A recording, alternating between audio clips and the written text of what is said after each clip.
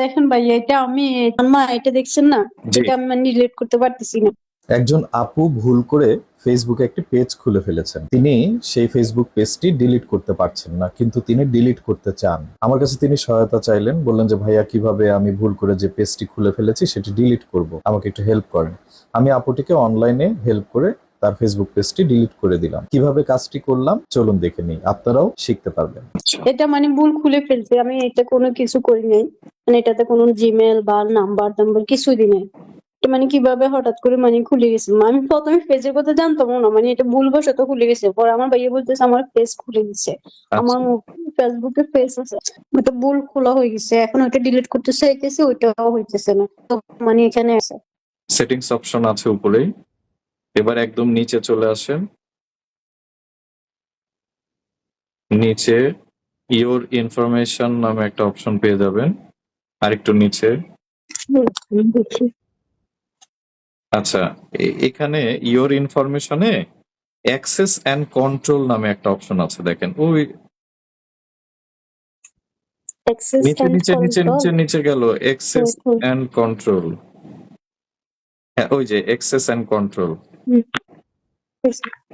আচ্ছা, এখানে ক্লিক করলেন।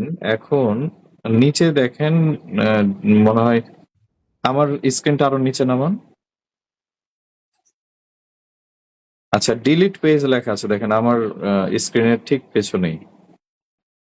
ভাই এখানে তো দুইটা ফেজ আছে, দুইটা দেখা যাইতেছে। কই দেখ। একটা অ্যাক্টিভ দেখা যাইতেছে, আবার একটা অ্যাক্টিভ দেখা যাইতেছে না। আচ্ছা, প্রথমটা হচ্ছে ডিঅ্যাক্টিভ পেজ। আপনি যদি এটা ক্লিক করে করেন সেক্ষেত্রে আপনার পেজটা ডিলিট হবে না, এটা ডিঅ্যাক্টিভ থাকবে। আবার আপনার যখন ইচ্ছা হবে আপনি অ্যাক্টিভ করে নিতে পারবেন। হ্যাঁ, আর নিচের হুম। অপশনটা দেখেন ডিলিট পেজ, এটা কিন্তু পার্মানেন্ট। এই না, একদম পার্মানেন্ট ভাবে ডিলিট করে দিব, অ্যাক্টিভ ওকে, চাইতে চাই না। ওইটা সিলেক্ট করেন। ফাইন, কন্টিনিউ ক্লিক করেন। আবারও কন্টিনিউ ক্লিক করেন। হ্যাঁ, নিচে চলে এসে কন্টিনিউ। এইবার আপনার এখানে তো আমার আপনার ফেসবুকের পাসওয়ার্ড দিবেন। আমার ফেসবুকের পাসওয়ার্ড জি। দিয়েছি। আচ্ছা, এবার কন্টিনিউ ক্লিক করেন। আচ্ছা, আবারও আপনাকে ওরা বলছে যে আপনার পেজ এবং the information of your page সবকিছু কিন্তু ডিলিট হয়ে যাবে। Your messenger and all of your messages will also be deleted.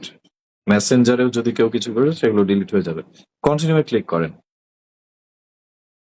এটা তো আমি মেসেঞ্জার করি না, আবার আমার ওই মেসেঞ্জার ফেসবুক মেসেঞ্জার ডিলিট হয়ে যাবে না নাকি? না না না না না, ওইটা না। কন্টিনিউ, জি। Delete face. আচ্ছা, 30 দিন পরে, হ্যাঁ, you can reactive within 30 days. 30 দিনের মধ্যে আপনি এটাকে আবার রিঅ্যাক্টিভ করতে পারবেন। 30 দিন পার হলেই এটা অটোমেটিক ডিলিট হয়ে যাবে পার্মানেন্টলি। ডিলিট পেজে ক্লিক করেন।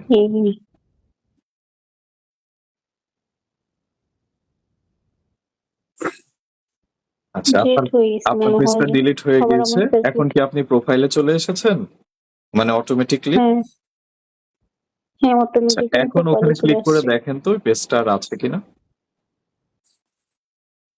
না, নাই, এটা আমার ফেসবুক ওকে, পেজ প্রোফাইল। আপনার আপনার কাজটা হয়ে গিয়েছে। ধন্যবাদ ভাইয়া। ঠিক আছে ভাইয়া, আমার জন্য তখন পর্যন্ত কষ্ট করার জন্য অসংখ্য অসংখ্য ধন্যবাদ। ঠিক আমিও আছে। আপনাকে চিনি না, আপনিও আমাকে চিনেন না, তারপরেও আমার জন্য যেটুকু করেছেন, কি করে আমি ধন্যবাদ দিয়ে ছোট করতে চাই না। না, ঠিক তবে আছে। দোয়া করি আপনি যেন সবসময় ভালো থাকেন, সুস্থ থাকেন। ঠিক আছে আপু, অনেক ধন্যবাদ আপনাকে। যদি কখনো কোনো ধরনের প্রবলেম হয় অবশ্যই জানাবেন। ওয়ালাইকুম আসসালাম, আসসালামু আলাইকুম। ওয়ালাইকুম আসসালাম।